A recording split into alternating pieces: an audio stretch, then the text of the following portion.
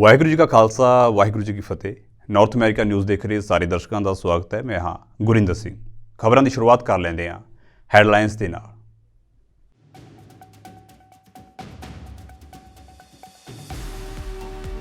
US capital ਹਿੰਸਾ ਦੇ 3 ਸਾਲ ਪੂਰੇ ਹੋਣ ਉੱਤੇ ਰਾਸ਼ਟਰਪਤੀ ਬਾਈਡਨ ਦਾ ਟਰੰਪ ਉੱਤੇ ਦੋਸ਼, ਕਿਹਾ ਡੋਨਾਲਡ ਟਰੰਪ ਲੋਕਤੰਤਰ ਨੂੰ ਖਤਰੇ ਵਿੱਚ ਪਾ ਸਕਦੇ ਹਨ।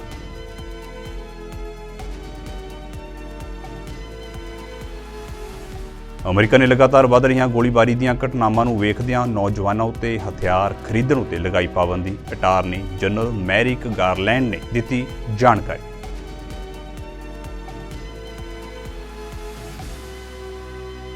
ਨਿਊਯਾਰਕ ਦੇ ਬ੍ਰਾਈਟਨ ਸ਼ਹਿਰ ਦੇ ਵਿੱਚ ਪਹਿਲੇ ਪੰਜਾਬੀ ਮੂਲ ਦੇ ਵਿਅਕਤੀ ਵਿਕਰਮ ਵਿਲਖੂ ਨੇ ਅਮਰੀਕੀ ਕ੍ਰਿਮੀਨਲ ਜੱਜ ਵਜੋਂ ਚੁੱਕੀ ਸਹੁੰ। ਟਾਊਨ ਕੋਰਟ ਵਿੱਚ ਜੱਜ ਦਾ ਸੰਭਾਲਿਆ ਅਹੁਦਾ।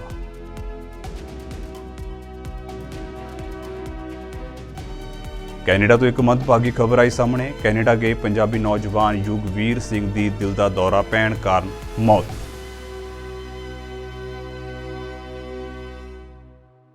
ਤੇ ਹੁਣ ਖਬਰਾਂ ਵਿਸਥਾਰ ਦੇ ਨਾਲ।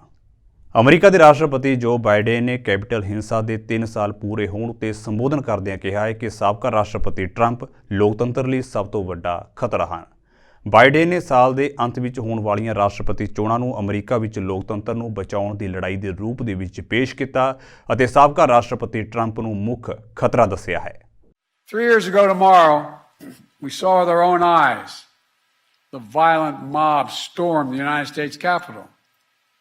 It was almost in disbelief as you first turned on the television. For the first time in our history, insurrectionists had come to stop the peaceful transfer of power in America. First time. Smashing windows, shattering doors, attacking the police. Outside, gallows were erected as the MAGA crowd chanted, "Hang Mike Pence." Inside, they hunted for Speaker Pelosi. The House was chanting as they marched through and smashed windows, "Where's Nancy?" Over 140 police officers were injured. Jill and I attended the funeral of police officers who died as a result of the events of that day. Because of Donald Trump's lies, they died because these lies brought a mob to Washington. He promised it would be wild, and it was. He told the crowd to fight like hell, and all hell was unleashed. He promised he would right them. Everything they did, he would be side by side with them. Then, as usual, he left the dirty work to others. He retreated to the White House. As America was attacked from within, Donald Trump watched on TV in a private small dining room off the Oval Office. The entire nation watched in horror. The whole world watched in disbelief. And Trump did nothing. Members of his staff, members of his family, Republican leaders who were under attack at that very moment pled with him. Act. Call off the mob. Imagine had he gone out and said, "Stop." And still, Trump did nothing. It was among the worst derelictions of duty by a president in American history. An attempt to overturn a free and fair election by force and violence. A record 81 million people voted for my candidacy and to end his presidency. Trump lost the popular vote by 7 million. America ਦੇ ਵਿੱਚ ਇਸ ਸਾਲ ਰਾਸ਼ਟਰਪਤੀ ਚੋਣਾਂ ਹੋਣ ਜਾ ਰਹੀਆਂ ਨੇ। ਹਰ ਉਮੀਦਵਾਰ ਆਪਣੀ ਜਿੱਤ ਯਕੀਨੀ ਬਣਾਉਣ ਲਈ ਜ਼ੋਰਦਾਰ ਪ੍ਰਚਾਰ ਕਰਨ ਦੇ ਵਿੱਚ ਲੱਗਿਆ ਹੋਇਆ। ਇੱਕ ਦੂਜੇ ਉੱਤੇ ਦੋਸ਼ਾਂ ਅਤੇ ਜਵਾਬੀ ਹਮਲਿਆਂ ਦਾ ਵੀ ਦੌਰ ਸ਼ੁਰੂ ਹੋ ਚੁੱਕਿਆ ਹੈ। ਇਸ ਦੌਰਾਨ ਰਾਸ਼ਟਰਪਤੀ ਜੋ ਬਾਈਡਨ ਅਤੇ ਸਾਬਕਾ ਰਾਸ਼ਟਰਪਤੀ ਡੋਨਾਲਡ ਟਰੰਪ ਵੀ ਇੱਕ ਦੂਜੇ ਉੱਤੇ ਤਿੱਖੇ ਹਮਲੇ ਕਰਦੇ ਨਜ਼ਰ ਆਏ। ਦਰਅਸਲ ਟਰੰਪ ਨੇ ਆਪਣੇ ਆਪ ਨੂੰ ਲੋਕਤੰਤਰ ਲਈ ਖਤਰਾ ਦੱਸਦੇ ਹੋਏ ਬਾਈਡਨ ਦੇ ਬਿਆਨ ਉੱਤੇ ਜਵਾਬੀ ਹਮਲਾ ਕੀਤਾ। ਉਸਨੇ ਆਪਣੇ ਡੈਮੋਕ੍ਰੈਟਿਕ ਵਿਰੋਧੀ ਬਾਈਡਨ ਨੂੰ ਤਰਸਯੋਗ ਅਤੇ ਡਰਾਉਣ ਵਾਲਾ ਦੱਸਿਆ ਹੈ। ਟਰੰਪ ਨੇ ਕਿਹਾ ਹੈ ਕਿ ਰਾਸ਼ਟਰਪਤੀ ਲੋਕਤੰਤਰ ਦੇ ਮੁੱਦੇ ਉੱਤੇ ਹੀ ਉਹਨਾਂ ਉੱਤੇ ਹਮਲਾ ਕਰ ਰਹੇ ਨੇ, ਕਿਉਂਕਿ ਉਹ ਹੋਰ ਮੁੱਦਿਆਂ ਉੱਤੇ ਉਹ ਨਹੀਂ ਲੜ ਸਕਦੇ। ਇਸ ਦੇ ਨਾਲ ਹੀ ਸਾਬਕਾ ਰਾਸ਼ਟਰਪਤੀ ਨੇ ਬਾਈਡਨ ਦੇ ਭਾਸ਼ਣ ਦਾ ਮਜ਼ਾਕ ਵੀ ਉਡਾਇਆ ਹੈ। That's been done. No president has ever, I often say you can Take the 10 worst presidents in the history of our country, you can add them up, put them together, and they haven't done the damage that Joe Biden's done to this country. What he's done to this country is unthinkable. Biden's record is an unbroken streak of weakness, incompetence, corruption, and failure. Other than that, he's doing quite well, isn't he, don't you? That's a hell of a list. That's a hell of a list, right? That's why Crooked Joe is staging his pathetic fear-mongering campaign event in Pennsylvania today. Did you see him? He was stuttering through the whole thing. He's going he's a threat to democracy. I'm a threat. They've weaponized government. He's saying, I'm a threat to democracy. He's a threat to democracy. Well, okay. Couldn't read the word. He's a threat to democracy. You know how bad the press is? You know what they do? They take me saying that like that. And they say, Trump couldn't say the word democracy. Look. No, that's what they do. They're so bad. You know, I don't know if you saw it. I was on Sean Hannity, a good guy, really good guy, right? And we did a town hall. And he says, tell us, you're not going to be a dictator, right? I said, Sean, I'm going to be a dictator for one day, for drilling and for closing the border. And after that, I'm not going to be a dictator. So remember the way I said, I'm going to be a dictator for one day, for those two things, and then after that, I'm not going to be. So I said, I'm going to be a dictator for one day, for drilling, right? For drilling, and then, so what do they do? What do they do? We say drilling and the border. Then I go, and then after that, I'm not going to be a dictator, Sean, one day. So they have me on the news all over the place. I'm going to be a dictator, cut. Did you see that? This is the fake news media. They have the first part, I'm going to be a dictator, cut. And they had to cut it fast because I kept it going fast because I know exactly what they do. America ਵਿੱਚ ਲਗਾਤਾਰ ਵੱਧ ਰਹੀਆਂ ਗੋਲੀਬਾਰੀ ਦੀਆਂ ਘਟਨਾਵਾਂ ਅਤੇ ਬੀਤੇ ਦਿਨੀ ਆਇਓਵਾ ਦੇ ਵਿੱਚ ਇੱਕ ਸਕੂਲ ਦੇ ਅੰਦਰ ਵਾਪਰੀ ਗੋਲੀਬਾਰੀ ਦੀ ਵਾਰਦਾਤ ਨੂੰ ਵੇਖਦਿਆਂ ਨੌਜਵਾਨਾਂ ਉੱਤੇ ਹਥਿਆਰ ਖਰੀਦਣ ਉੱਤੇ ਪਾਬੰਦੀ ਲਗਾ ਦਿੱਤੀ ਗਈ ਹੈ। ਨਵੇਂ ਬੰਦੂਕ ਕਾਨੂੰਨ ਦੇ ਸਾਲ 2022 ਦੇ ਵਿੱਚ ਲਾਗੂ ਹੋਣ ਤੋਂ ਬਾਅਦ 500 ਤੋਂ ਵੱਧ ਕਿਸਮ ਦੇ ਹਥਿਆਰਾਂ ਦੀ ਖਰੀਦਦਾਰੀ ਅਤੇ ਕਈ ਜਨਤਕ ਥਾਵਾਂ ਉੱਤੇ ਵੀ ਹਥਿਆਰ ਲੈ ਕੇ ਜਾਣ ਉੱਤੇ ਪੂਰੀ ਪਾਬੰਦੀ ਲਗਾ ਦਿੱਤੀ ਹੈ। ਦੱਸ ਦਈਏ ਕਿ ਆਇਓਵਾ ਦੇ ਇੱਕ ਸਕੂਲ ਦੇ ਵਿੱਚ 17 ਸਾਲਾ ਨੌਜਵਾਨ ਨੇ ਗੋਲੀਬਾਰੀ ਕੀਤੀ ਸੀ। ਇਸ ਗੋਲੀਬਾਰੀ ਦੇ ਵਿੱਚ 6ਵੀਂ ਜਮਾਤ ਦੇ ਵਿਦਿਆਰਥੀ ਦੀ ਮੌਤ ਹੋਈ ਸੀ ਅਤੇ ਹੋਰ 5 ਵਿਦਿਆਰਥੀ ਜ਼ਖਮੀ ਹੋਏ ਸਨ। ਅਟਾਰਨੀ ਜਨਰਲ ਐਰਿਕ ਗਾਰਲੈਂਡ ਨੇ ਦੱਸਿਆ ਹੈ ਕਿ ਨਵੇਂ ਕਾਨੂੰਨ ਦੇ ਅਨੁਸਾਰ ਕੈਲੀਫੋਰਨੀਆ ਵਿੱਚ ਗਨ ਦੇ ਮਾਲਕ ਹੁਣ ਮਨੋਰੰਜਨ ਪਾਰਕਾਂ, ਅਜਾਇਬ ਘਰਾਂ, ਚਰਚਾਂ, ਬੈਂਕਾਂ, ਜਨਤਕ ਪਾਰਕਾਂ ਅਤੇ ਹੋਰ ਥਾਵਾਂ ਉੱਤੇ ਹਥਿਆਰ ਲੈ ਕੇ ਨਹੀਂ ਜਾ ਸਕਣਗੇ। ਭਾਵੇਂ ਉਹਨਾਂ ਕੋਲ ਗੁਪਤ ਕੈਰੀ ਲਾਇਸੈਂਸ ਕਿਉਂ ਨਾ ਹੋਵੇ, ਇਹ ਪਾਬੰਦੀਆਂ ਰਾਜ ਦੇ ਕਾਨੂੰਨ ਦਾ ਹਿੱਸਾ ਹਨ ਜੋ ਇਸ ਹਫ਼ਤੇ ਲਾਗੂ ਹੋਈਆਂ ਹਨ। We know that hard-fought progress can easily slip away, and we must remain focused and vigilant. That said, we are encouraged by the data we are seeing indicating a decline in homicides. The FBI has reported that the number of homicides fell over 6% nationally between 2021 and 2022. And the Major City Chiefs Association has reported a double-digit decrease in the number of murders across 69 major cities through September 2023 as compared to the same time period during 2022. This is not a time to relax our efforts. We have so much more to do. In May 2021, we launched our violent crime reduction strategy aimed at addressing the spike in violent crime that had occurred during the pandemic.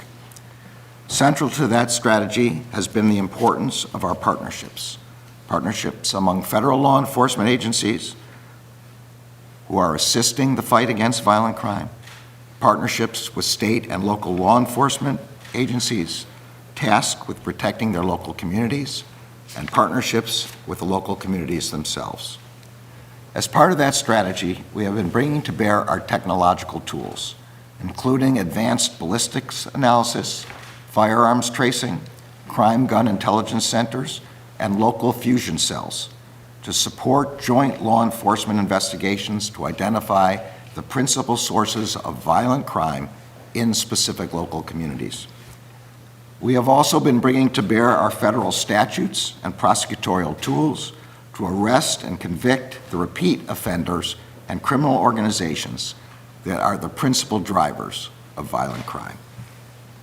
In addition, we are making good use of the Bipartisan Safer Communities Act of 2022, known as BISCA, which expanded our authority to prosecute firearms traffickers and straw purchasers who buy guns for those barred by the law from possessing them. We have already charged over 300 defendants under that authority.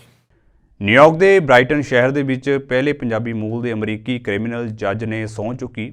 America ਦੇ ਵਿੱਚ ਭਾਰਤੀ ਪ੍ਰਵਾਸੀਆਂ ਦੇ ਘਰ ਜਨਮੇ Democrat Vikram ਵਿਲਖੂ ਨੇ brighten town court ਵਿੱਚ ਜੱਜ ਦਾ ਅਹੁਦਾ ਸੰਭਾਲਿਆ ਹੈ।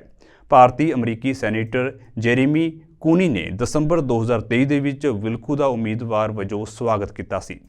ਉਨ੍ਹਾਂ ਕਿਹਾ ਹੈ ਕਿ ਏਸ਼ੀਆਈ ਅਮਰੀਕੀ ਨਿਊਯਾਰਕ ਵਿੱਚ ਸਭ ਤੋਂ ਤੇਜ਼ੀ ਨਾਲ ਵੱਧ ਰਹੀ ਘੱਟ ਗਿਣਤੀ ਨੇ ਅਤੇ ਸਥਾਨਕ ਸਰਕਾਰ ਵਿੱਚ ਨੁਮਾਇੰਦਗੀ ਵਧਾਉਣਾ ਇੱਕ ਮਹੱਤਵਪੂਰਨ ਕਦਮ ਹੈ। ਵਿਲਖੂ ਨੇ ਐਮਰੀ ਯੂਨੀਵਰਸਿਟੀ ਦੇ ਵਿੱਚ ਆਪਣੀ ਅੰਡਰ ਗ੍ਰੈਜੂਏਟ ਸਿੱਖਿਆ ਪ੍ਰਾਪਤ ਕੀਤੀ, ਜਿੱਥੇ ਉਸਨੇ ਧਰਮ ਅਤੇ ਮਾਨਵ ਵਿਗਿਆਨ ਦੇ ਵਿੱਚ ਡਬਲ ਮੇਜਰਿੰਗ ਕੀਤੀ। ਗ੍ਰੈਜੂਏਸ਼ਨ ਤੋਂ ਬਾਅਦ ਉਸਨੇ ਅਮਰੀਕਨ ਸਿਵਲ ਲਿਬਰਟੀਜ਼ ਯੂਨੀਅਨ ਵਿੱਚ ਯੋਗਦਾਨ ਪਾਇਆ, ਜਿਸ ਨੇ 9/11 ਦੇ ਹਮਲਿਆਂ ਤੋਂ ਬਾਅਦ ਨਸਲੀ ਪ੍ਰੋਫਾਈਲਿੰਗ ਅਤੇ ਨਫ਼ਰਤੀ ਅਪਰਾਧਾਂ ਦੇ ਪੀੜਤਾਂ ਲਈ ਇੱਕ ਕੌਮੀ ਹੌਟਲਾਈਨ ਸਥਾਪਿਤ ਕਰਨ ਦੇ ਵਿੱਚ ਮਹੱਤਵਪੂਰਨ ਭੂਮਿਕਾ ਨਿਭਾਈ। ਇਸ ਤੋਂ ਬਾਅਦ ਵਿਲਖੂ ਨੇ ਕੇਸ ਵੈਸਟਰਨ ਰਿਜ਼ਰਵ ਯੂਨੀਵਰਸਿਟੀ ਦੇ ਲਾਅ ਸਕੂਲ ਦੇ ਵਿੱਚ ਪੜ੍ਹਾਈ ਕੀਤੀ। ਆਪਣੀਆਂ ਅਕਾਦਮਿਕ ਅਤੇ ਪਾਠਕ੍ਰਮ ਤੋਂ ਇਲਾਵਾ ਪ੍ਰਾਪਤੀਆਂ ਲਈ ਕਈ ਪੁਰਸਕਾਰ ਵੀ ਪ੍ਰਾਪਤ ਕੀਤੇ ਨੇ।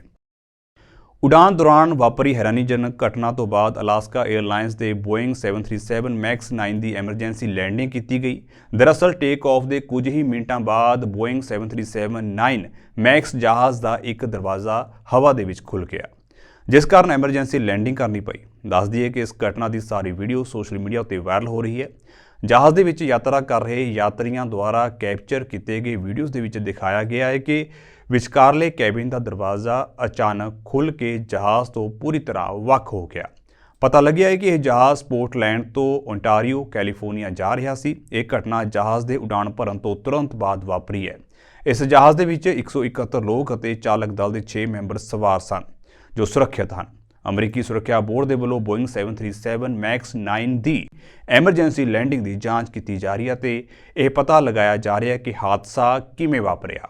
ਦਰਵਾਜ਼ਾ ਵੱਖ ਹੋਣ ਦਾ ਪਤਾ ਲੱਗਣ ਤੋਂ ਬਾਅਦ ਜਹਾਜ਼ ਨੂੰ ਪੋਰਟਲੈਂਡ ਅੰਤਰਰਾਸ਼ਟਰੀ ਹਵਾਈ ਅੱਡੇ ਉੱਤੇ ਸੁਰੱਖਿਅਤ ਉਤਾਰ ਦਿੱਤਾ ਗਿਆ। ਘਟਨਾ ਤੋਂ ਬਾਅਦ ਅਲਾਸਕਾ 에ਅਰਲਾਈਨਸ ਨੇ ਕਿਹਾ ਹੈ ਕਿ ਅਸੀਂ ਘਟਨਾ ਦੀ ਜਾਂਚ ਕਰ ਰਹੇ ਹਾਂ ਅਤੇ ਇਹ ਪਤਾ ਲਗਾਉਣ ਦੀ ਕੋਸ਼ਿਸ਼ ਕਰ ਰਹੇ ਹਾਂ ਕਿ ਕਿਵੇਂ ਇਹ ਘਟਨਾ ਹੋਈ ਹੈ। ਸਾਹਿਬ ਕਮਾਲ 10ਵੇਂ ਪਾਤਸ਼ਾਹ ਸਾਹਿਬ ਸ੍ਰੀ ਗੁਰੂ ਗੋਬਿੰਦ ਸਿੰਘ ਜੀ ਦੇ ਪ੍ਰਕਾਸ਼ ਪੁਰਬ ਨੂੰ ਸਮਰਪਿਤ ਓਨਟਾਰੀਓ ਖਾਲਸਾ ਦਰਬਾਰ ਵਿਖੇ ਸ੍ਰੀ ਅਖੰਡ ਪਾਠ ਸਾਹਿਬ ਆਰੰਭ ਕਰਵਾਏ ਗਏ ਸਨ, ਜਿਨ੍ਹਾਂ ਦੇ ਬੀਤੇ ਦਿਨੀ ਭੋਗ ਪਾਏ ਗਏ। ਇਸ ਮੌਕੇ ਸੰਗਤਾਂ ਨੇ ਗੁਰੂ ਘਰ ਵਿਖੇ ਪਹੁੰਚ ਕੇ ਬੜੇ ਹੀ ਸ਼ਰਧਾ ਭਾਵਨਾ ਦੇ ਨਾਲ ਇਸ ਪ੍ਰੋਗਰਾਮ ਦੇ ਵਿੱਚ ਹਾਜ਼ਰੀ ਭਰੀ। ਇਸ ਮੌਕੇ ਗੁਰਦੁਆਰਾ ਪ੍ਰਬੰਧਕ ਕਮੇਟੀ ਵੱਲੋਂ ਪਹੁੰਚੀਆਂ ਹੋਈਆਂ ਸੰਗਤਾਂ ਦਾ ਧੰਨਵਾਦ ਕੀਤਾ ਗਿਆ। ਦੱਸ ਦਈਏ ਕਿ ਓਨਟਾਰੀਓ ਖਾਲਸਾ ਦਰਬਾਰ ਵਿਖੇ ਸ੍ਰੀ ਗੁਰੂ ਗੋਬਿੰਦ ਸਿੰਘ ਜੀ ਦੇ ਪ੍ਰਕਾਸ਼ ਪੁਰਬ ਨੂੰ ਸਮਰਪਿਤ ਅਖੰਡ ਪਾਠ ਕਰਵਾਏ ਜਾਂਦੇ ਨੇ। ਹਰ ਸਾਲ ਦੀ ਤਰ੍ਹਾਂ ਇਸ ਸਾਲ ਵੀ ਸੰਗਤਾਂ ਦਾ ਭਾਰੀ ਇਕੱਠ ਵੇਖਣ ਨੂੰ ਮਿਲਿਆ। ਧੰਨ ਧੰਨ ਸ੍ਰੀ ਗੁਰੂ ਗੋਬਿੰਦ ਸਿੰਘ ਜੀ ਦੇ ਪ੍ਰਕਾਸ਼ ਦਿਹਾੜੇ ਦੀ ਸਮੂਹ ਇਕਾਈ ਨੂੰ ਓਨਟਾਰੀਓ ਖਾਲਸਾ ਦਰਬਾਰ ਦੇ ਸਮੂਹ ਸੇਵਾਦਾਰਾਂ ਵੱਲੋਂ ਲੱਖ ਲੱਖ ਵਧਾਈ ਹੋਵੇ। ਜਿੱਥੇ ਅੱਜ ਆਪਾਂ ਮਹਾਰਾਜ ਦਾ ਪ੍ਰਕਾਸ਼ ਦਿਹਾੜਾ ਮਨਾ ਰਹੇ ਹਾਂ, ਉੱਥੇ ਆਪਾਂ ਆਪਣੇ ਬੱਚਿਆਂ ਨੂੰ ਗੁਰਦੁਆਰਾ ਸਾਹਿਬ ਲਿਆ ਕੇ ਇਹਨਾਂ ਨੂੰ ਗੁਰਦੁਆਰਾ ਸਾਹਿਬ ਲਿਆ ਕੇ ਗੁਰਬਾਣੀ ਨਾਲ ਜੋੜੀਏ, ਇਤਿਹਾਸ ਦੇ ਨਾਲ ਜੋੜੀਏ। ਉਸ ਦੇ ਨਾਲ ਨਾਲ ਅਸੀਂ ਸਮੂਹ ਸੰਗਤ ਨੂੰ ਇੱਕ ਬੇਨਤੀ ਕਰਦੇ ਹਾਂ ਕਿ ਅਸੀਂ ਬੇਨਤੀਆਂ ਕਰਦੇ ਕਾਫੀ ਦਿਨਾਂ ਤੋਂ ਆ ਰਹੇ ਹਾਂ ਕਿ ਆਪਾਂ ਨੂੰ ਜਦੋਂ ਗੁਰਦੁਆਰਾ ਸਾਹਿਬ ਆਉਂਦੇ ਹਾਂ, ਐਟਲੀਸਟ ਆਪਾਂ ਮੱਥਾ ਟੇਕ ਕੇ ਪ੍ਰਸ਼ਾਦ ਲੈ ਕੇ ਜਦੋਂ ਪ੍ਰਸ਼ਾਦ ਛਕਦੇ ਹਾਂ, ਬੈਠ ਕੇ ਪ੍ਰਸ਼ਾਦ ਛਕਿਆ ਕਰੀਏ। ਪ੍ਰਸ਼ਾਦ ਦੀ ਕੋਈ ਮਹੱਤਤਾ ਕਿ ਜੇ ਆਪਣੇ ਕੋਲ ਪ੍ਰਸ਼ਾਦ ਛਕਣ ਲਈ ਵੀ ਟਾਈਮ ਹੈ ਨਹੀਂ, 2 ਮਿੰਟ ਨਹੀਂ ਹੈਗਾ, ਆਪਾਂ ਕੀਰਤਨ ਨਹੀਂ ਸੁਣ ਸਕਦੇ, ਤੇ ਅਸੀਂ ਕਿੱਥੋਂ ਆਪਣੇ ਬੱਚਿਆਂ ਨੂੰ ਸੇਧ ਦੇ ਸਕਦੇ ਹਾਂ। ਪਹਿਲਾਂ ਤਾਂ ਸਾਨੂੰ ਸ਼ੁਰੂ ਕਰਨਾ ਪਊਗਾ। ਗੁਰੂ ਸਾਹਿਬ ਨੇ ਸਾਡੇ ਲਈ ਸਰਬੰਸ ਵਾਰ ਦਿੱਤਾ। ਅਸੀਂ ਆਪਣੇ ਬੱਚਿਆਂ ਦੇ ਕੇਸ ਵੀ ਕਤਲ ਕਰਾ ਰਹੇ ਹਾਂ। ਸਾਨੂੰ ਕਿਤੇ ਤਾਂ ਖੜਨਾ ਪਊਗਾ। ਸਿੱਖੀ ਦੇ ਨਾਲ ਜੋੜ ਕੇ ਗਏ ਆ, ਅਸੀਂ ਸਿੱਖੀ ਤੋਂ ਪਰੇ ਹੋ ਰਹੇ ਹਾਂ। ਅਸੀਂ ਅੰਮ੍ਰਿਤ ਛਕ ਕੇ ਗੁਰੂ ਵਾਲੇ ਬਣੀਏ, ਨਾ ਕਿ ਅਸੀਂ ਸ਼ਰਾਬਾਂ ਪੀ ਕੇ ਦੂਸਰੇ ਪਾਸੇ ਨੂੰ ਜਾਈਏ। ਇੱਕ ਵਾਰ ਫਿਰ ਸਮੂਹ ਇਕਾਈ ਨੂੰ ਓਨਟਾਰੀਓ ਖਾਲਸਾ ਦਰਬਾਰ ਦੇ ਸਮੂਹ ਸੇਵਾਦਾਰਾਂ ਵੱਲੋਂ ਲੱਖ ਲੱਖ ਵਧਾਈ ਹੋਵੇ। ਬੀਤੇ ਦਿਨੀ ਬਰੈਂਪਟਨ ਦੇ ਵਿੱਚ ਕਿਰਾਏ ਦੇ ਮਕਾਨ ਵਿੱਚ ਰਹਿ ਰਹੇ ਪੰਜਾਬੀ ਜੋੜੇ ਜਗਤਾਰ ਸਿੰਘ ਸਿੱਧੂ ਅਤੇ ਬੀਬੀ ਹਰਭਜਨ ਕੌਰ ਦਾ ਕੁਝ ਅਣਛਾਤੇ ਵਿਅਕਤੀਆਂ ਵੱਲੋਂ ਗੋਲੀਆਂ ਮਾਰ ਕੇ ਕਤਲ ਕਰ ਦਿੱਤਾ ਗਿਆ ਸੀ। ਉਹਨਾਂ ਨੂੰ ਉਸ ਸਮੇਂ 20 ਤੋਂ ਵੱਧ ਗੋਲੀਆਂ ਲੱਗੀਆਂ ਸਨ। ਜਗਤਾਰ ਸਿੰਘ ਸਿੱਧੂ ਦੀ ਮੌਕੇ ਉੱਤੇ ਹੀ ਮੌਤ ਹੋ ਗਈ ਸੀ, ਜਦਕਿ ਹਰਭਜਨ ਕੌਰ ਨੇ ਹਸਪਤਾਲ ਦੇ ਵਿੱਚ ਦਮ ਤੋੜਿਆ। ਉਹਨਾਂ ਦੀ ਬੇਟੀ ਨੂੰ ਵੀ 13 ਗੋਲੀਆਂ ਲੱਗੀਆਂ, ਜੋ ਇਸ ਵੇਲੇ ਹਸਪਤਾਲ ਦੇ ਵਿੱਚ ਜ਼ਿੰਦਗੀ ਅਤੇ ਮੌਤ ਦੀ ਲੜਾਈ ਲੜ ਰਹੀ ਹੈ। ਇਸ ਮਾਮਲੇ ਵਿੱਚ ਪੁਲਿਸ ਦੇ ਵੱਲੋਂ ਹਲੇ ਤੱਕ ਕੋਈ ਜਾਂਚ ਨਹੀਂ ਕੀਤੀ ਗਈ, ਜਿਸ ਦੇ ਨਾਲ ਪਰਿਵਾਰ ਨੂੰ ਤਸੱਲੀ ਹੋਵੇ। ਸਿੱਖ ਜੋੜੇ ਦੇ ਪੁੱਤਰ ਦਾ ਕਹਿਣਾ ਹੈ ਕਿ ਪੁਲਿਸ ਘਰ ਆ ਕੇ ਪਰਿਵਾਰ ਦੇ ਪਹਿਚਾਣ ਪੱਤਰ ਚੈੱਕ ਕਰਕੇ ਜਾਂਦੀ ਹੈ ਅਤੇ 5 ਦਿਨਾਂ ਬਾਅਦ ਅਣਪਛਾਤੇ ਵਿਅਕਤੀ ਘਰ ਵਿੱਚ ਆ ਕੇ ਗੋਲੀਆਂ ਮਾਰ ਜਾਂਦੇ ਨੇ। ਪੁੱਤਰ ਵੱਲੋਂ ਪੁਲਿਸ ਉੱਤੇ ਸਵਾਲ ਚੁੱਕੇ ਜਾ ਰਹੇ ਨੇ ਕਿ ਹਲੇ ਤੱਕ ਪੁਲਿਸ ਵੱਲੋਂ ਕੋਈ ਕਾਰਵਾਈ ਕਿਉਂ ਨਹੀਂ ਕੀਤੀ ਗਈ। ਇਸ ਸੰਬੰਧੀ ਪਰਿਵਾਰ ਨੂੰ ਇਨਸਾਫ ਦਿਵਾਉਣ ਦੇ ਲਈ ਕਮਿਊਨਿਟੀ ਦੇ ਲੋਕਾਂ ਦੇ ਵੱਲੋਂ ਬਰੈਂਪਟਨ ਦੇ ਸਿਟੀ ਹਾਲ ਵਿਖੇ 6 ਜਨਵਰੀ ਨੂੰ ਕੈਂਡਲ ਲਾਈਟ ਵਿਜ਼ਲ ਦਾ ਪ੍ਰਬੰਧ ਕੀਤਾ ਗਿਆ ਹੈ। ਜਿਹੜਾ ਆਪਣਾ ਪਿਛਲੇ ਮਹੀਨੇ ਕਹਿ ਲਓ 20 ਨਵੰਬਰ ਨੂੰ ਜਿਹੜੀਆਂ ਗੋਲੀਆਂ ਚੱਲੀਆਂ ਸੀਗੀਆਂ ਕੈਲਡਨ ਦੇ ਸਿੱਖ ਪਰਿਵਾਰ ਦੇ ਉੱਤੇ, ਤੇ ਜਿਹਦੇ ਵਿੱਚ ਜਿਹੜੇ ਅੰਕਲ ਜੀ ਸੀਗੇ ਉਹ ਉਸੇ ਸਮੇਂ ਚੜ੍ਹਾਈ ਕਰ ਗਏ ਸੀ, ਤੇ ਜਿਹੜੇ ਆਂਟੀ ਜੀ ਸੀ ਸਾਡੇ ਉਹ ਆਪਣੇ ਹਸਪੀਟਲ ਦੇ ਵਿੱਚ ਘੱਟੋ ਘੱਟ 13 ਦਿਨ ਜ਼ਿੰਦਗੀ ਮੌਤ ਦੀ ਲੜਾਈ ਲੜਦੇ ਰਹੇ, ਤੇ ਉਹ ਅਕਾਲ ਚਲਾਣਾ ਕਰ ਗਏ ਸੀ ਜਿਨ੍ਹਾਂ ਦੇ 22 ਗੋਲੀਆਂ ਵੱਜੀਆਂ ਸੀਗੀਆਂ। ਤੇ ਜਿਹੜੀ ਸਾਡੀ ਭੈਣ ਆ ਉਹ ਹਲੇ ਵੀ ਹਸਪੀਟਲ 'ਚ ਆ ਤੇ ਜ਼ਿੰਦਗੀ ਮੌਤ ਦੀ ਲੜਾਈ ਲੜ ਰਹੀ ਆ। ਜਿਹੜਾ ਇਹ ਕਾਂਡ ਹੋਇਆ ਜੀ, ਇਹਦੇ ਵਿੱਚ ਬਹੁਤ ਵੱਡੇ ਜਿਹੜੇ ਆ ਲਾਲ ਝੰਡੇ ਦਿਖਾਈ ਦਿੰਦੇ ਆ, ਰੈੱਡ ਫਲੈਗਸ ਦਿਖਦੇ ਨੇ। ਸਭ ਤੋਂ ਵੱਡਾ ਰੈੱਡ ਫਲੈਗ ਇਹੀ ਆ ਬਈ 4 ਕੇ 5 ਦਿਨ ਪਹਿਲਾਂ ਉਹਨਾਂ ਦੇ ਘਰੇ ਪੁਲਿਸ ਆਉਂਦੀ ਹੈ, ਜਿਹੜੇ ਹੋਮਸਾਈਡ ਡਿਪਾਰਟਮੈਂਟ ਵਾਲੇ ਪੁਲਿਸ ਵਾਲੇ ਆ ਕੇ ਜਾਂਦੇ ਆ, ਇਹਨਾਂ ਦੀ ਤਸਦੀਕ ਕਰਕੇ ਜਾਂਦੇ ਆ ਵੀ ਤੁਸੀਂ ਕੌਣ ਹੋ, ਤੁਹਾਡੀਆਂ ਆਈਡੀਆਂ ਚੈੱਕ ਕਰਨੀਆਂ ਨੇ। ਉਹਨਾਂ ਨੂੰ ਇਹ ਪਤਾ ਹੈ ਰੈਂਟਲ ਪ੍ਰਾਪਰਟੀ ਤੇ ਰਹਿ ਰਹੇ ਨੇ। ਤੇ ਉਸ ਤੋਂ 5 ਦਿਨਾਂ ਬਾਅਦ ਹੀ ਉਹ ਸ਼ੂਟਰ ਘਰੇ ਆਉਂਦੇ ਨੇ ਤੇ ਉਹਨਾਂ ਦੇ ਬੇਰਹਿਮੀ ਨਾਲ ਉਹਨਾਂ ਦੇ ਘਰੇ ਆ ਕੇ ਗੋਲੀਆਂ ਚਲਾਈਆਂ ਜਾਂਦੀਆਂ ਨੇ। ਸੋ ਇਹ ਸਿਸਟਮ ਦਾ ਇੱਕ ਬਹੁਤ ਵੱਡਾ ਫੇਲੀਅਰ ਆ, ਤੇ ਹੁਣ ਪੁਲਿਸ ਵੀ ਕੋਈ ਹੱਥ ਪੱਲਾ ਨਹੀਂ ਫੜਾ ਰਹੀ। ਤੇ ਜਿੰਨੇ ਸਾਡੇ MPP ਨੇ, ਜੋ ਵੀ ਸਾਡੇ ਚੁਣੇ ਹੋਏ ਨੁਮਾਇੰਦੇ ਨੇ, ਜਿਨ੍ਹਾਂ ਨੂੰ ਆਪਾਂ ਮਾਣ ਨਾਲ ਕਹਿੰਦੇ ਜੀ ਪੱਗਾਂ ਵਾਲੇ ਬੰਦੇ ਸੀ ਚੁਣੇ ਆ, ਸਾਰਿਆਂ ਨੂੰ ਹੀ ਸੱਪ ਸੁੰਘਿਆ ਹੋਇਆ ਆ। ਤੇ ਪਰਿਵਾਰ ਪੂਰਾ ਰੌਲਾ ਪਾ ਰਿਹਾ। ਜਿਹੜਾ ਉਹਨਾਂ ਦਾ ਇੱਕ ਬੱਚਾ ਆ, ਇੱਕੋ ਇੱਕ ਸਿੰਘ ਆ ਜਿਹੜਾ ਉਹਨਾਂ ਦਾ, ਉਹਨੇ ਆਪਣੇ ਦੋਸਤ ਮਿੱਤਰਾਂ ਨਾਲ, ਰਿਸ਼ਤੇਦਾਰਾਂ ਨਾਲ ਰਲ ਕੇ ਤੇ ਇਹ ਮੋਰਚਾ ਖੋਲਿਆ ਹੋਇਆ ਬਈ ਭਾਈ ਸਾਨੂੰ ਜਵਾਬ ਚਾਹੀਦੇ ਨੇ, ਇਨਕੁਆਇਰੀ ਕਿਉਂ ਨਹੀਂ ਹੋ ਰਹੀ, ਪੁਲਿਸ ਸਾਨੂੰ ਜਵਾਬ ਕਿਉਂ ਨਹੀਂ ਦੇ ਰਹੀ, ਉਹ ਕਿਹੜੀ ਪੁਲਿਸ ਸਾਡੇ ਘਰੇ ਆਈ ਸੀ, ਉਹਨਾਂ ਨੂੰ ਕੀ ਪਤਾ ਸੀ, ਜਿਹਨਾਂ ਨੂੰ ਪਤਾ ਸੀ ਤਾਂ ਵਾਰਨਿੰਗ ਕਿਉਂ ਨਹੀਂ ਦਿੱਤੀ ਗਈ, ਕਿਉਂ ਨਹੀਂ ਇਹਨਾਂ ਦੀ ਸੇਫਟੀ ਲਈ ਕੋਈ ਕਦਮ ਚੱਕੇ ਗਏ। ਸੋ ਬਹੁਤ ਸਵਾਲਾਂ ਦੇ ਜਵਾਬ ਨੇ ਜਿਹੜੇ ਲੈਣ ਵਾਲੇ ਪਏ ਨੇ, ਤੇ ਉਦੋਂ ਮਿਲਣਗੇ ਜਦੋਂ ਸਾਰੀ ਕਮਿਊਨਿਟੀ ਜਿਹੜੀ ਆ, ਸਾਰੀ ਸੰਗਤ ਆ, ਜਿਹੜੀ ਸਾਰੀ ਕੌਮ ਆ ਇਕੱਠੀ ਹੋ ਕੇ ਸਿਰ ਨਾਲ ਸਿਰ ਜੋੜ ਕੇ ਇਸ ਪਰਿਵਾਰ ਨਾਲ ਖੜੂਗੀ। ਤੇ ਜਿਹੜੇ ਤੁਸੀਂ ਘਰਾਂ 'ਚ ਬੈਠੇ ਹੋ, ਜੇ ਤੁਹਾਨੂੰ ਲੱਗਦਾ ਬਈ ਚਲੋ ਕੋਈ ਨਾ ਦੇਖਾਂਗੇ, ਜੇ ਅੱਜ ਇਹਨਾਂ ਨਾਲ ਇਹ ਵਾਰਦਾਤ ਹੋਈ ਆ, ਕੱਲ ਨੂੰ ਇਹ ਕਿਸੇ ਨਾਲ ਵੀ ਹੋ ਸਕਦੀ ਆ ਜੀ। ਇਹ ਸਿਸਟਮ ਦਾ, ਕੈਨੇਡਾ ਦਾ ਬਹੁਤ ਵੱਡਾ ਫੇਲੀਅਰ ਆ, ਜਿੱਥੇ ਅਸੀਂ ਇਹ ਸੋਚ ਕੇ ਆਏ ਆ ਵੀ ਇੱਥੇ ਤਾਂ ਸੇਫਟੀ ਆ, ਇੱਥੇ ਤਾਂ ਇਦਾਂ ਆ ਬਈ ਇਦਾਂ ਦਾ ਜੇ ਕਤਲ ਜੇ ਕਿਤੇ ਪੰਜਾਬ 'ਚ ਹੋਇਆ ਹੁੰਦਾ ਤਾਂ ਉੱਥੇ ਵੀ ਪੁਲਿਸ ਨੇ 4-5 ਬੰਦੇ ਹੁਣ ਤੱਕ ਚੱਕ ਲੈਣੇ ਸੀਗੇ। ਤੇ ਇੱਥੇ ਪੁਲਿਸ ਨੂੰ, ਸਿਸਟਮ ਨੂੰ, ਜਿਹੜੇ ਸਾਡੇ ਚੁਣੇ ਹੋਏ ਨੁਮਾਇੰਦੇ ਆ, ਸਾਰਿਆਂ ਨੂੰ ਸੱਪ ਸੁੰਘਿਆ ਹੋਇਆ ਆ। ਜ਼ਰੂਰ ਦਾਲ 'ਚ ਕੁਛ ਕਾਲਾ ਹੈਗਾ ਆ, ਠੀਕ ਆ ਜੀ। ਪਰਿਵਾਰ ਸਾਰਾ ਬੇਕਸੂਰ ਆ ਜੀ, ਤੁਸੀਂ ਆਪ ਤਸਦੀਕ ਕਰ ਸਕਦੇ ਹੋ। ਉਹ ਭਜੰਗੀ ਸਿੰਘ ਨੂੰ ਮਿਲ ਸਕਦੇ ਹੋ। ਸਿੰਘ ਨੌਜਵਾਨ ਸਿੰਘ ਆ ਜੀ, ਟਰੱਕ ਚਲਾਉਂਦਾ, ਸਾਰਾ ਗੁਰਸਿੱਖ ਪਰਿਵਾਰ ਆ, ਕੀਰਤਨ ਸੰਗਤ ਨਾਲ ਜੁੜਿਆ ਹੋਇਆ ਪਰਿਵਾਰ ਆ ਜੀ, ਅੰਮ੍ਰਿਤਧਾਰੀ ਪਰਿਵਾਰ ਆ, ਠੀਕ ਆ ਜੀ।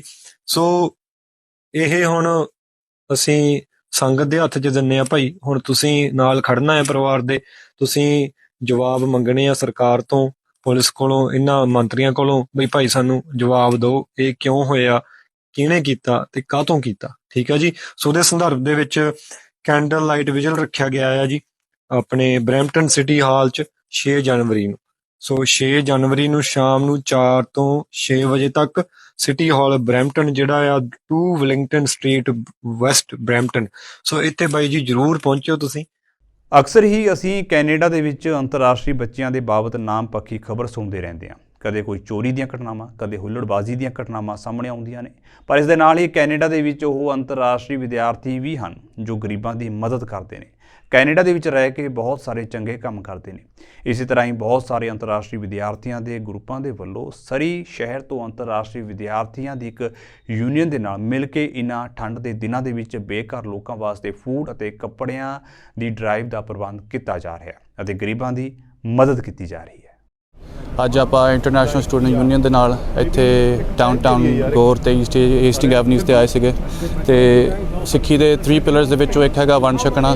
ਸਾਹਿਬਜ਼ਾਦੇ ਦੇ ਸ਼ਹੀਦੀ ਦਿਵਸ ਤੇ ਦਿਹਾੜੇ ਤੇ ਆਪਾਂ ਆਪਣਾ ਦਸਵੰਧ ਸਾਰਿਆਂ ਨੇ ਕੱਢ ਕੇ, ਡੋਨਰਸ ਨੇ, ਬਾਕੀ ਹੋਰ ਸੇਵਾਵਾਂ ਕੀਤੀਆਂ ਭਰਾਵਾਂ ਨੇ, ਆਪਾਂ ਇਕੱਠਾ ਹੋ ਕੇ ਇੱਥੇ ਕਮਿਊਨਿਟੀ ਨੂੰ ਵਾਪਸ ਦੇ ਰਹੇ ਹਾਂ। ਇੱਥੇ ਜਿਹੜੇ ਹੋਮਲੈਸ ਆ ਉਹਨਾਂ ਨੂੰ ਆਪਾਂ ਫ੍ਰੀ ਸੇਵਾਵਾਂ ਚੱਲਦੀਆਂ ਨੇ, ਫੂਡ ਦੀਆਂ, ਕੱਪੜੇ ਦੀਆਂ, ਬਲੈਂਕਟਸ ਦੀਆਂ, ਜੁਰਾਬਾਂ ਦੀਆਂ, ਜੋ ਉਹਨਾਂ ਨੂੰ ਸਿਆਲਾਂ ਲਈ ਚਾਹੀਦਾ ਹੋਊਗਾ। ਤੇ ਬਾਕੀ ਬਹੁਤ ਵਧੀਆ ਉਪਰਾਲਾ ਆ ਇੰਟਰਨੈਸ਼ਨਲ ਸਟੂਡੈਂਟ ਯੂਨੀਅਨ ਦਾ, ਜਿਨ੍ਹਾਂ ਦਾ ਚੌਥਾ ਸਾਲਾਨਾ ਆ, ਤੇ ਬਹੁਤ ਹੀ ਸਹਿਯੋਗ ਚਾਹੀਦਾ ਆ। ਹੋਰ ਅਗਾਂਹ ਤੋਂ ਅਗਾਂਹ ਵੀ ਆਪਾਂ ਸਹਿਯੋਗ ਦਈਏ ਇੰਟਰਨੈਸ਼ਨਲ ਸਟੂਡੈਂਟ ਯੂਨੀਅਨ ਦਾ ਵੀ, ਜਦੋਂ ਅਗਾਂਹ ਦਾ ਅਗਲੇ ਸਾਲ ਦਾ ਆਉਂਦਾ ਆ ਵੀ ਹੋਰ ਵੀ ਇਹ ਤੋਂ ਵਧੀਆ ਕਰ ਸਕਣ।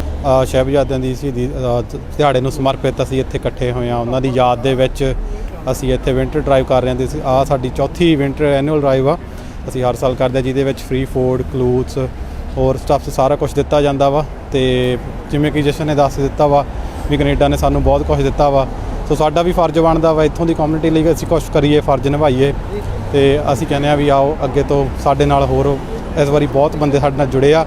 ਅਸੀਂ ਚਾਹੁੰਦੇ ਹਾਂ ਹੋਰ ਵੀ ਸਾਡੇ ਨਾਲ ਸਟੂਡੈਂਟਸ ਅਤੇ ਹੋਰ ਇੱਥੋਂ ਦੇ ਲੋਕਲ ਵਸਨੀਕ ਸਾਡੇ ਨਾਲ ਜੁੜਨ, ਤਾਂ ਜੋ ਅਸੀਂ ਵੱਧ ਤੋਂ ਵੱਧ ਕਮਿਊਨਿਟੀ ਦੇ ਵਿੱਚ ਇੱਥੇ ਇਹਨਾਂ ਦੇ ਨਾਲ ਸਾਥ ਦੇ ਸਕੀਏ। ਚੰਗੇ ਭਵਿੱਖ ਲਈ ਕੈਨੇਡਾ ਗਏ ਪੰਜਾਬੀ ਨੌਜਵਾਨ ਯੁਗਵੀਰ ਸਿੰਘ ਦੀ ਦਿਲ ਦਾ ਦੌਰਾ ਪੈਣ ਕਾਰਨ ਮੌਤ ਹੋ ਗਈ ਹੈ। 28 ਸਾਲਾ ਨੌਜਵਾਨ ਯੁਗਵੀਰ ਸਿੰਘ ਜ਼ਿਲ੍ਹਾ ਸੰਗਰੂਰ ਦੇ ਨਾਲ ਸੰਬੰਧਿਤ ਸੀ। ਮ੍ਰਿਤਕ ਨੌਜਵਾਨ ਸ਼੍ਰੋਮਣੀ ਅਕਾਲੀ ਦਲ ਦੇ ਆਗੂ ਅਤੇ ਮਾਰਕੀਟ ਕਮੇਟੀ ਸੰਗਰੂਰ ਦੇ ਸਾਬਕਾ ਚੇਅਰਮੈਨ ਰਹੇ ਰਣਧੀਰ ਸਿੰਘ ਕਾਕਾ ਸਾਰੋਂ ਦਾ ਪੋਤਾ ਸੀ। ਨੌਜਵਾਨ ਦੀ ਮੌਤ ਦੀ ਖਬਰ ਮਿਲਦਿਆਂ ਹੀ ਇਲਾਕੇ ਵਿੱਚ ਸੋਗ ਦੀ ਲਹਿਰ ਦੌੜ ਗਈ। ਮਿਲੀ ਜਾਣਕਾਰੀ ਦੇ ਅਨੁਸਾਰ ਮ੍ਰਿਤਕ ਦੇ ਮਾਤਾ-ਪਿਤਾ ਕੁਝ ਸਮੇਂ ਤੋਂ ਕੈਨੇਡਾ ਵਿੱਚ ਰਹਿੰਦੇ ਨੇ। ਯੁਗਵੀਰ ਪੜ੍ਹਾਈ ਕਰਨ ਦੇ ਲਈ ਕੁਝ ਸਾਲ ਪਹਿਲਾਂ ਹੀ ਕੈਨੇਡਾ ਗਿਆ ਸੀ ਅਤੇ ਹੁਣ ਉਸਦੇ ਮਾਤਾ-ਪਿਤਾ ਵੀ ਉਸਦੇ ਕੋਲ ਕੈਨੇਡਾ ਰਹਿੰਦੇ ਸਨ, ਜਿਨ੍ਹਾਂ ਦਾ ਰੋ ਕੇ ਬੁਰਾ ਹਾਲ ਹੈ। ਮ੍ਰਿਤਕ ਨੌਜਵਾਨ ਦੇ ਪਿਤਾ ਦਾ ਕਹਿਣਾ ਹੈ ਕਿ ਅਸੀਂ ਬੜੀ ਹੀ ਖੁਸ਼ੀ ਦੇ ਨਾਲ ਆਪਣੇ ਪੁੱਤਰ ਦੇ ਕੋਲ ਵਿਦੇਸ਼ ਰਹਿਣ ਆਏ ਸਾਂ, ਪਰ ਕੀ ਪਤਾ ਸੀ ਕਿ ਅੱਜ ਸਾਨੂੰ ਅਜਿਹਾ ਦਿਨ ਵੇਖਣਾ ਪਵੇਗਾ।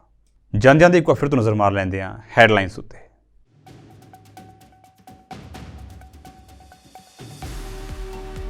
ਯੂਐਸ ਕੈਪੀਟਲ ਹਿੰਸਾ ਦੇ 3 ਸਾਲ ਪੂਰੇ ਹੋਣ ਉੱਤੇ ਰਾਸ਼ਟਰਪਤੀ ਬਾਈਡਨ ਦਾ ਟਰੰਪ ਉੱਤੇ ਦੋਸ਼, ਕਿਹਾ ਡੋਨਾਲਡ ਟਰੰਪ ਲੋਕਤੰਤਰ ਨੂੰ ਖਤਰੇ ਵਿੱਚ ਪਾ ਸਕਦੇ ਹਨ।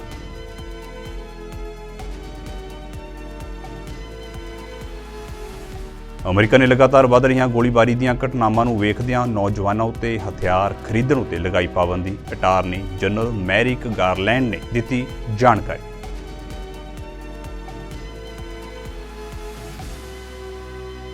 ਨਿਊਯਾਰਕ ਦੇ ਬ੍ਰਾਈਟਨ ਸ਼ਹਿਰ ਦੇ ਵਿੱਚ ਪਹਿਲੇ ਪੰਜਾਬੀ ਮੂਲ ਦੇ ਵਿਅਕਤੀ ਵਿਕਰਮ ਵਿਲਖੂ ਨੇ ਅਮਰੀਕੀ ਕ੍ਰਿਮੀਨਲ ਜੱਜ ਵਜੋਂ ਚੁੱਕੀ ਸਹੁੰ। ਟਾਊਨ ਕੋਰਟ ਵਿੱਚ ਜੱਜ ਦਾ ਸੰਭਾਲਿਆ ਅਹੁਦਾ।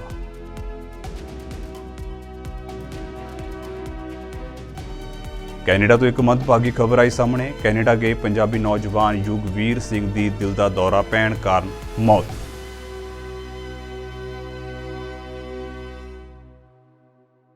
ਸੋ ਫਿਲਹਾਲ ਦੇ ਲਈ ਨਾਰਥ ਅਮਰੀਕਾ ਨਿਊਜ਼ ਦੇ ਵਿੱਚ ਇੰਨਾ ਹੀ, ਤੇ ਹੁਣ ਮੈਨੂੰ ਇਜਾਜ਼ਤ ਦਿਓ। ਵਾਹਿਗੁਰੂ ਜੀ ਕਾ ਖਾਲਸਾ, ਵਾਹਿਗੁਰੂ ਜੀ ਕੀ ਫਤਿਹ।